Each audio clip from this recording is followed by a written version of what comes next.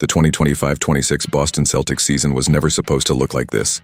When the year began, expectations were cautious at best and pessimistic at worst. The roster had just undergone massive changes. Drew Holiday was gone. Kristaps Porzingis was gone. Al Horford and Luka had moved on.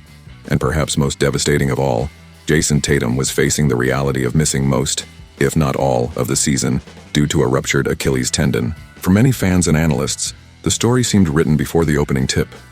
This was supposed to be a transition year, a developmental year, maybe even a step backward in the standings. Depth was considered a weakness.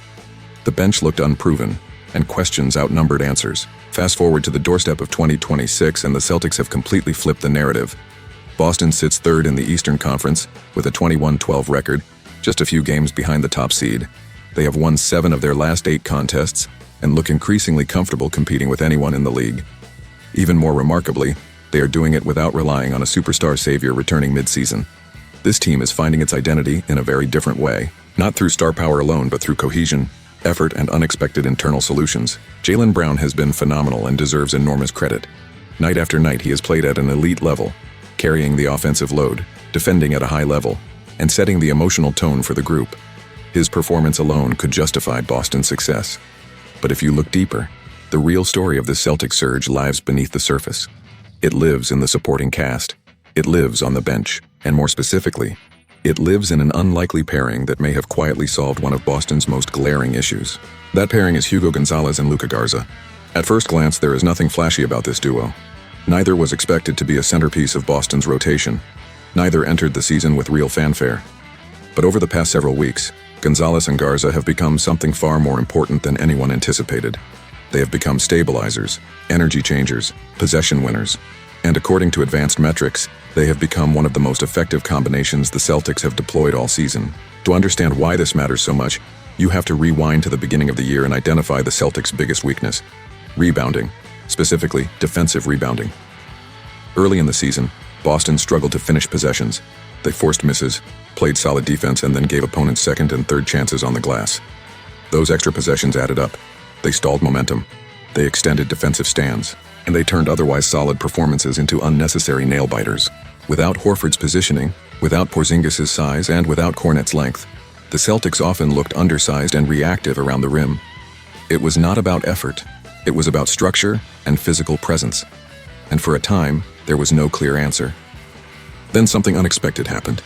As the season progressed, different role players began stepping up in waves. Josh Minott was the first to carve out a meaningful role, providing strong defensive versatility early on.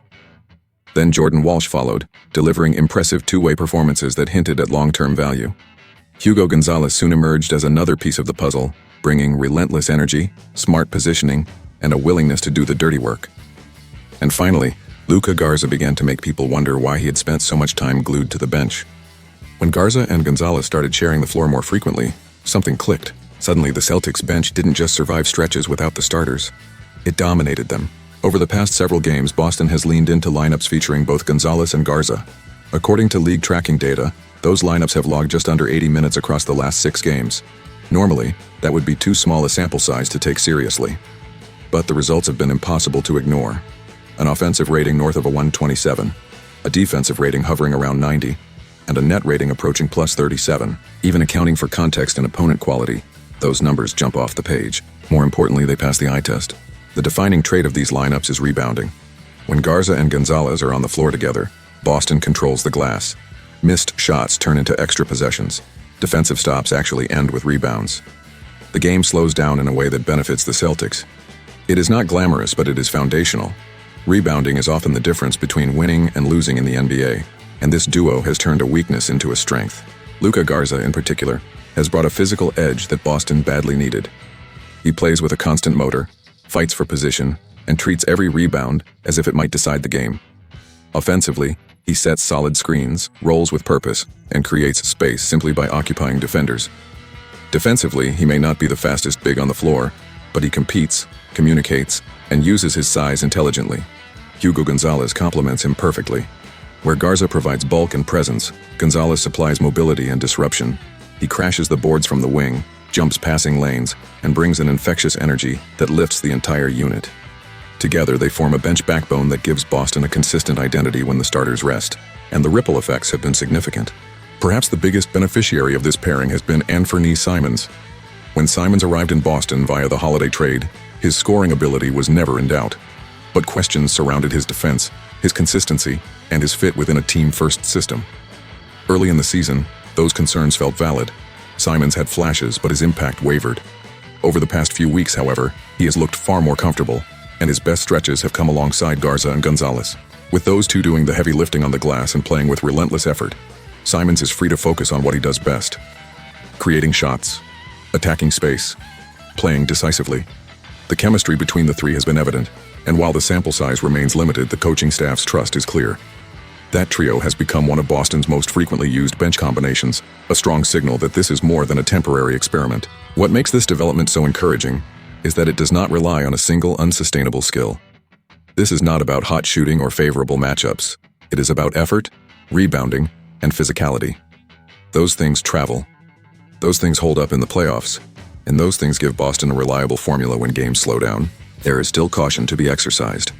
No one is claiming that Gonzalez and Garza are suddenly stars, or that this pairing alone guarantees postseason success. The sample size will grow, and opponents will adjust. But what is undeniable is that this duo has addressed a problem the Celtics desperately needed to solve. They have given Boston a way to control possessions. They have brought balance to the rotation, and they have transformed the bench from a question mark into a competitive advantage. As the season moves forward, the implications are significant.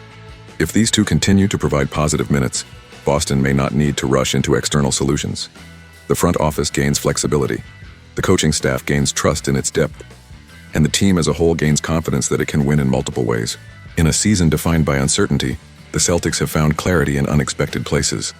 Not through blockbuster trades or star returns, but through internal growth and smart utilization of overlooked pieces. Hugo Gonzalez and Luka Garza were never supposed to be the answer, yet in many ways they have become exactly that. If this pairing holds, it could define the second half of Boston's season. It could determine playoff rotations, and it could stand as another reminder that championships are not built on stars alone, but on the players willing to do the unglamorous work that makes winning possible. And if you enjoyed this deep dive into how the Celtics are quietly reshaping their season, make sure to like the video, subscribe to the channel, and turn on notifications so you never miss the latest Celtics analysis, breakdowns, and stories as this incredible season continues.